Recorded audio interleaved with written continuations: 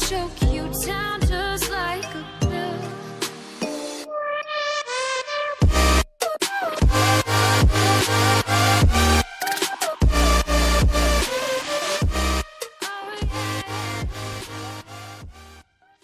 Hello guys and welcome back to the incredible Hulk issue number 7। तो पिछले episode में आपने देखा हल्क डॉक्टर डूम के साथ मिल जाता है।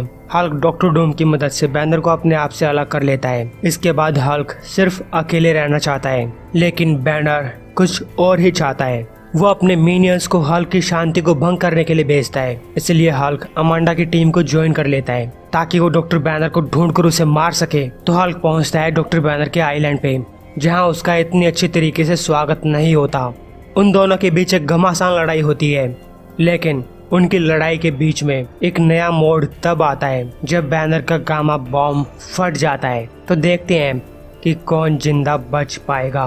प्रेजेंट हल्क लटवीरिया पहुंचता है। वो डॉक्टर डूम के महल को फाड़ कर अंदर घुसता है और चिल्ला रहा है, डूम डूम तुम कहाँ हो। तो डॉक्टर डूम उसके सामने आता है और कहता है, मैं उम्मीद कर रहा हूँ कि तुम यहाँ पे किसी मदद के लिए नहीं आए होगे, क्योंकि मैं तुम्हें बताना चाहूंगा इस बार मैं तुम्हारी कोई मदद नहीं करने वाला। हल्क पूछता है, तुमने उसके साथ क्या किया?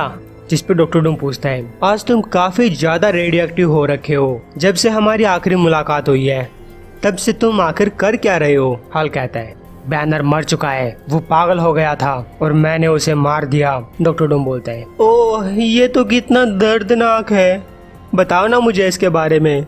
कुछ टाइम पहले जब वो गामा बॉम्ब फट रहा था, हल्क बैनर को उसके सामने लेकर खड़ा है और अपने मन में कह रहा है, टाइम स्लो हो जाता है। मैंने सोचा कि बैनर चिल्लाया, लेकिन मुझे सिर्फ आग की आवाज सुनाई दी। मुझे लगा कि मुझे ये सब देखकर अच्छा लगेगा। बैनर के आखिरी मरते हुए क्षणों को देखकर मैं उसे अपने हाथों में मरता हुआ फील करूंगा।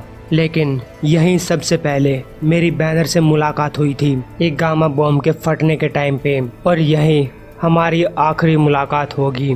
मैं अपने आप को सिर्फ ये बताता रहा कि इन सब में बैनर की गलती है, मेरी नहीं। और जब बैनर के टुकड़े हो रहे थे तब उसने मेरी तरफ देखा, एक ऐसे बच्चे की तरह जिसे छोड़ दिया गया हो, जो इस बात के ऊपर यकीन नहीं कर सकता कि ये सब कुछ हो रहा है। और तब जैसे सब चीजें फट रही होती हैं, बैनर भी फट जाता है गुस्से के साथ। मैं फील कर सकता था कि उसने मुझे पंच किया। मैंने उसे अपने हाथों में पिघलते हुए फील किया, लेकिन फिर भी उसका गुस्सा बढ़ रहा था। बैनर उसी तरीके से मरने वाला था जैसे वो जिया, गुस्से में और बेबस।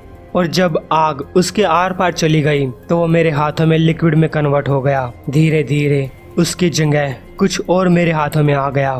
तब उस सेकंड मैंने अपनी आंखें बंद की ताकि मुझे ये सब देखना ना पड़े, और उस आग की आवाज में मैं बोला, आई एम सॉरी। लेकिन तब बहुत देर हो चुकी थी, बैनर पहले ही जा चुका था।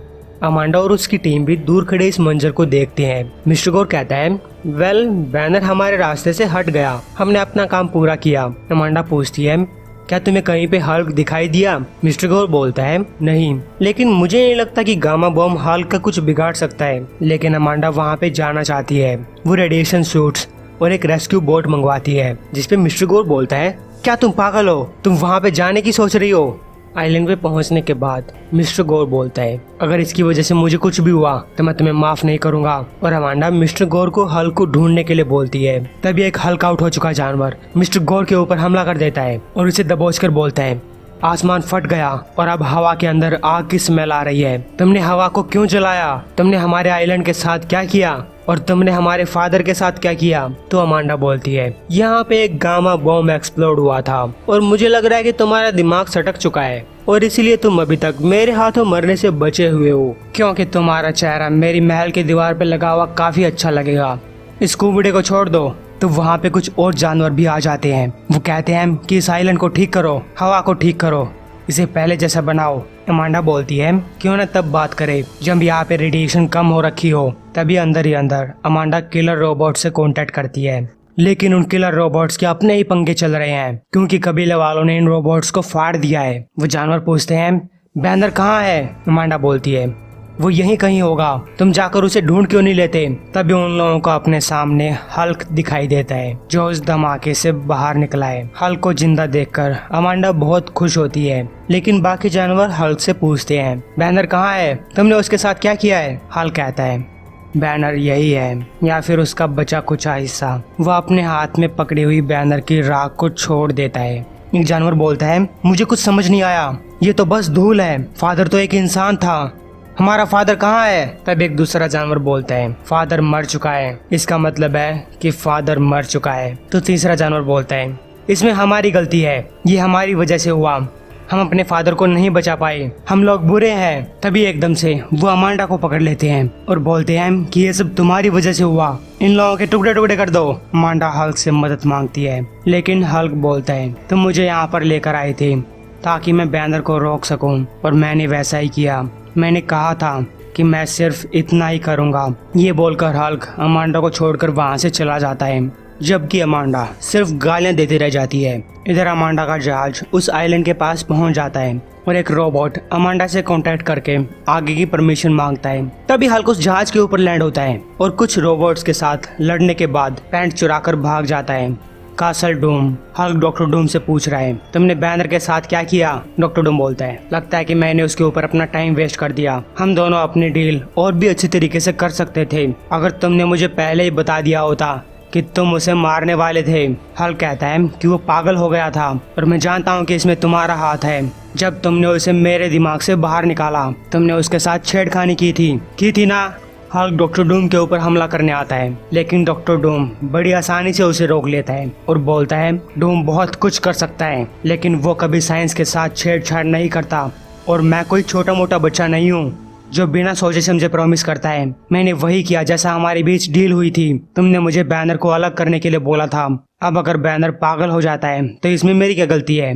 हल्क कहता है झूठे, मुझे सच बता।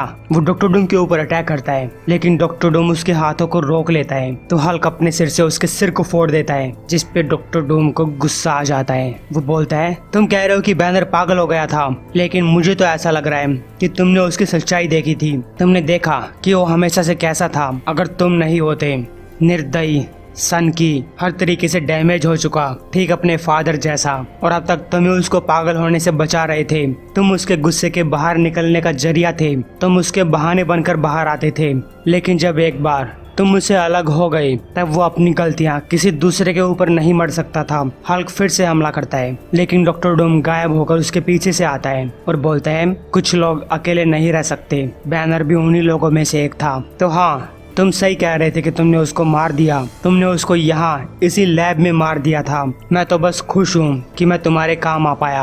अब जब सारी बातें सुलझ चुकी हैं तो मैं चाहता हूँ कि तुम यहाँ से चले जाओ और कभी वापस मत आना, वरना मैं तुम्हारे बचे हुए दिमाग के साथ कुछ भी कर सकता हूँ। और मुझे बताना कि तुम उसका जनाजा कब निकालोगे, मैं वहाँ पे जरूर आऊँगा। तो डॉक्टर डूम हल्क को बेहोश करके वहाँ से चला जाता है। इधर वो सारे जानवर बैनर की राख के चारों तरफ शोक मना रहे हैं, जबकि अमांडा कबीले वालों से साठगांठ कर लेती है। कबीले वाले बोलते हैं अगर तुम जो कुछ कह रही हो वो सही है तो हम तुम्हें जिंदा छोड़ देंगे, सिर्फ अभी के लिए। अमांडा बोलती है समुद्र में मेरे पास रोबोट्स हैं जो यहाँ की साफ सफाई का काम चालू कर सकते हैं और यहाँ तुम्हारे दोस्तों की देखभाल भी कर सकते हैं। लेकिन अमांडा के दिमाग में कुछ और ही प्लानिंग चल रही होती है। वो दूर जाकर मिस्टर गोर से पूछती है कि हमारी शिप के अंदर कितना साइनाइड भरा हुआ है, क्योंकि वो यहाँ पे एक और धमाका करवाना चाहती है। इन दोनों के जाने के बाद हल्क उस आइलैंड पे आता है और फिर वो जानवर हल्क के साथ मिलकर बैनर के लिए शोक मनाते हैं। वहीं कहीं बेटी को भी ये पता चल जाता है कि बैनर के साथ कुछ तो गलत हो रहा है और अमांडा वॉन डूम के रोबोट्स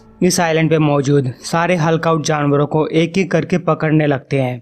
शिप के अंदर मिस्टर गोर कह रहा है कबीले वालों को टेम्परेरी शेल्टर्स के अंदर भेज दिया गया है, लेकिन उनमें से कुछ कबीले वाले मिसिंग है। अमांडा पूछती है क्या हल्क अब भी आइलैंड पे ही है, तो उसके ऊपर नजर रखना। मैं जानना चाहती हूँ कि हल्क इन सब के साथ कैसे निपटेगा। मैं नहीं चाहती कि एक मॉन्स्टर को मारने के बाद एक और मॉन्स्टर पैदा हो जाए।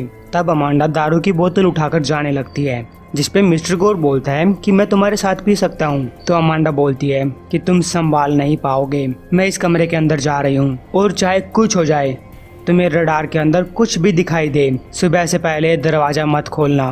तो गाइस अंदर जाने पर हम देखते हैं कि अमांडा कबीले वालों के साथ मज़े करना चाहती है।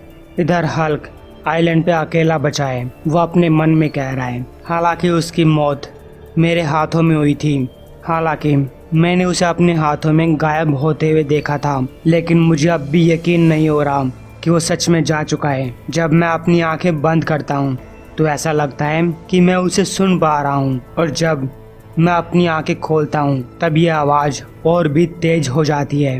मैं जानता हूँ कि वो मर चुका है, जा चुका है, लेकिन फिर भी मैं अपने मन में उसकी आवाज़ को इग्नोर नहीं कर पा रहा हूँ। वो आवाज़ अब भी मेरे दिमाग में चल रही है, जैसे कि हमेशा चलती थी, लेकिन अब वो सिर्फ एक आवाज़ नहीं है बल्कि एक चीख में कन्वर्ट हो चुकी है। तो गाइस, जब हल्क पानी के अंदर अपनी परछाई देखता है तो उसे बैनर दिखाई देता है। क्या बैनर अब भी जिंदा है? क्या डॉक्टर डूम उसे सही तरीके से निकाल नहीं पाया था? क्या वो हल्क को बेवकूफ़ बना रहा था?